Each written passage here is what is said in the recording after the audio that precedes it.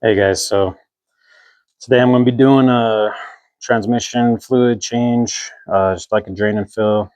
Still got my Mazda, so that's what we're going to be working on today. Um, yeah, haven't had too much luck lately with getting the Mustang. I've called a few different places on a few different Mustangs, right? And like each time they're always in the process of selling it to somebody else. So everybody's always like at their bank in the process of getting financed, and so I mean, it is what it is. Obviously, those ones weren't the ones that I should have. So who knows? Maybe something bad's gonna happen to them. I don't know. But anyways, we're gonna work on this guy right here.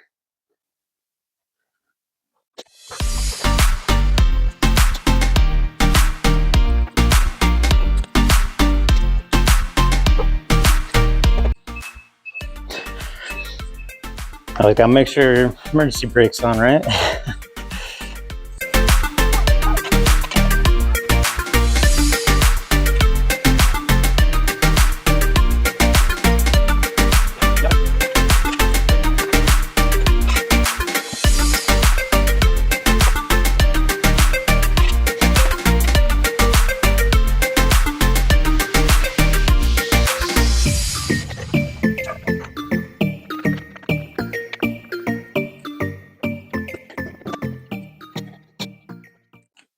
All right, so this is what we're gonna need for the most part. I mean, I got my tools, torque wrench, fluid pump, and then this is what I'm gonna put in it. It's the red line. So basically, for the Mazda 3s, you want it to be GL4 only. Manual transmission has like brass parts in it, so the GL4 is good for brass. GL5 or a mixture of GL4 and GL5, it's going to ruin all those parts, and so you don't want to have anything with that in it to touch the transmission. Only GL4. The one for the basically the rating on it, or consistency, or whatever you want to call it, is the SAE 75 weight 80. That is, so the 75 weight 80, that's what you're looking for. That's what the Mazda manual says. I'm going with the red line because I like to put liquid moly in the Mazda. I feel like that's the best oil for the engine, but um, they only had like 75, 90, or 95. I can't remember, but yeah, it didn't come in the 75, 80. Just the red line does, that I've seen. So 75, 80. I've seen some other people put in like a higher one because I did use a liquid moly, and everything was really smooth. It was a little thicker, right? So everything was like really smooth, but it caused like too much pressure in there, or something, and there's like a hum, and it's like making some other noises even though it's smooth. So I just recommend going with what the manual says on this one for sure. You don't want to mess around with the transmission or anything. So um, the Mazda says that it is a lifetime fluid, but like I've seen some people take out like their transmission fluid. It just looks bad. Everybody says it smells bad. Like, it's just really nasty. So I don't believe in lifetime fluids either. I think there's a limit on everything that we have. So I'm just gonna go with changing it out. Hopefully, hopefully my clutch and shifts feel smoother. And hopefully everything runs a little bit better. So I'll show you guys underneath and where everything's at and how to access everything. Get down here.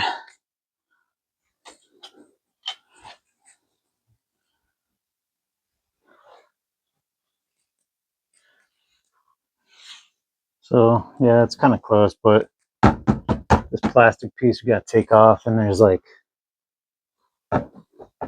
all these clips, right? So all these clips right there.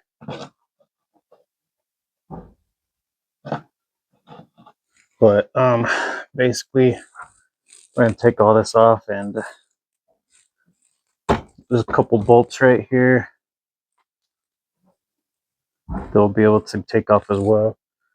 And then yeah, that's gonna be giving us access to transmission.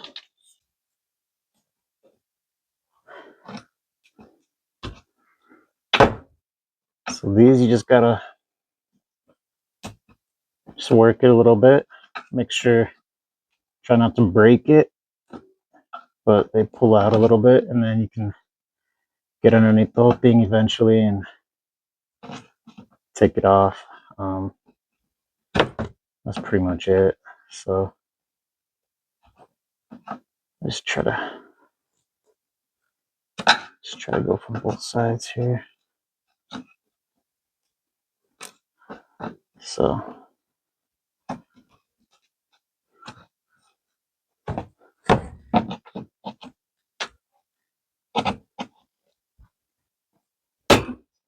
and there you go. So what you want to try not to do.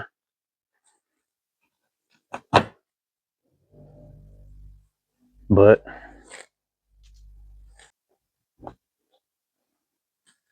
trying to get one without breaking it, hopefully.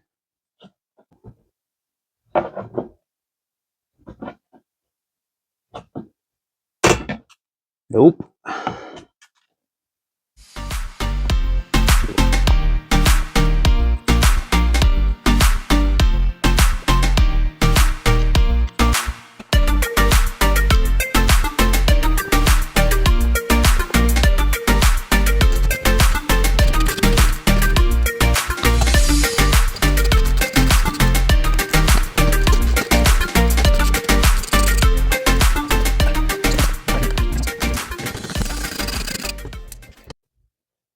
Alright guys, so my Bluetooth microphone thing came on off or undone, so stopped recording audio, unfortunately. But basically just taking off that cover for the undercarriage,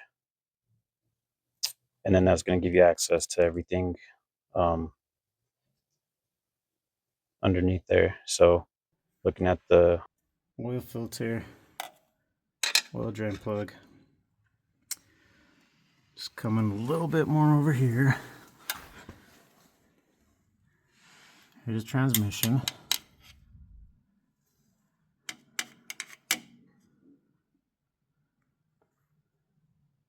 That's your drain. Coming up here, that is the fill. So when we drain it, put it back down, once it starts coming out of here, then we know that it's full. However, we're going to take this one off first to make sure that we can crack it open, because if we do crack the drain plug open and drain the fluid, and then we can't get that one, yeah, we can't drive. So we're SOL.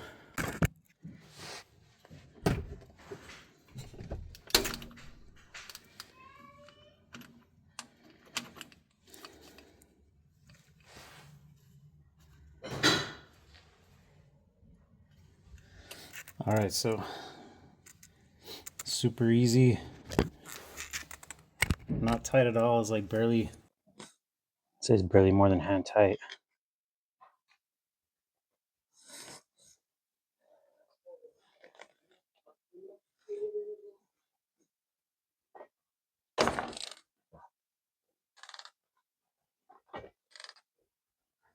Yep, so not tight at all, really. Imagine it has something to do with the heat. I'm a mechanic, engineer. I'm not 100% sure on that, don't quote me, but my thoughts anyways. So we get both those bolts open, so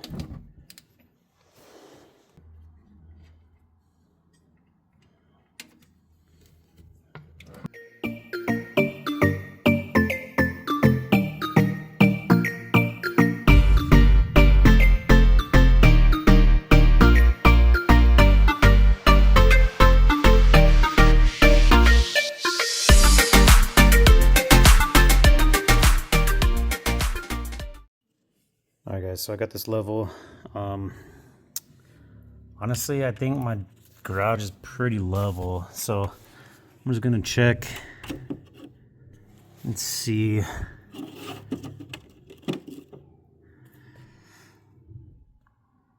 I mean, it is pretty far over there on that side.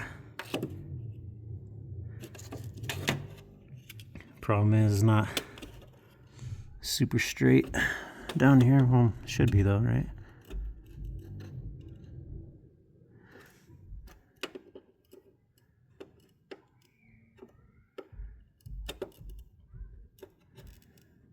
It's just kind of bumpy.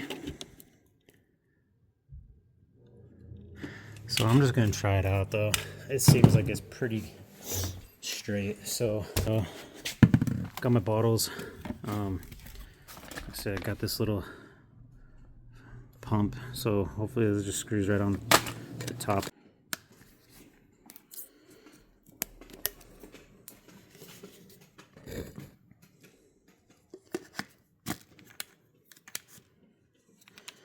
All right, doesn't screw on, but you know what? It's in there, so it works.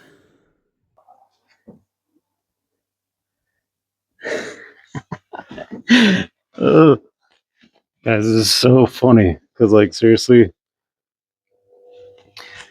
it's hard to record. But I don't know if you guys can tell, like, this liquid is so clear compared to what we took out.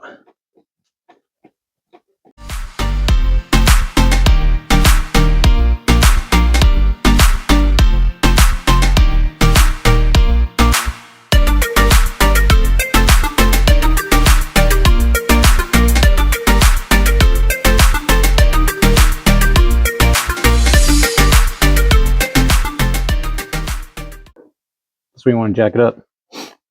Saves a lot of time. All right.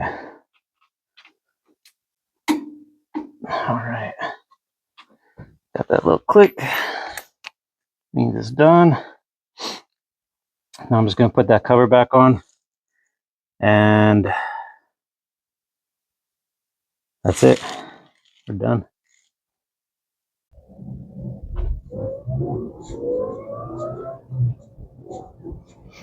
So I'm not sure if it's just a placebo effect, but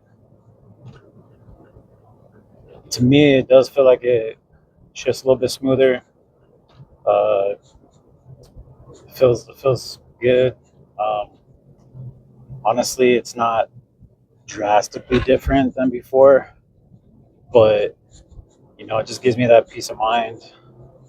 Like, I know that it's clean, it's fresh, but shouldn't have any problems with it while I'm driving it. So we'll do that again later. But yeah, it was fun to do. If you guys enjoyed the video and want to see more, you just like and subscribe. That'll help me out as well. And we'll keep going. We'll keep making videos, show you guys how to do things, either maintenance or you know whatever comes up. Like I said, just daily life with the Mazda 3. Waiting on my upgrade. See you on the next one.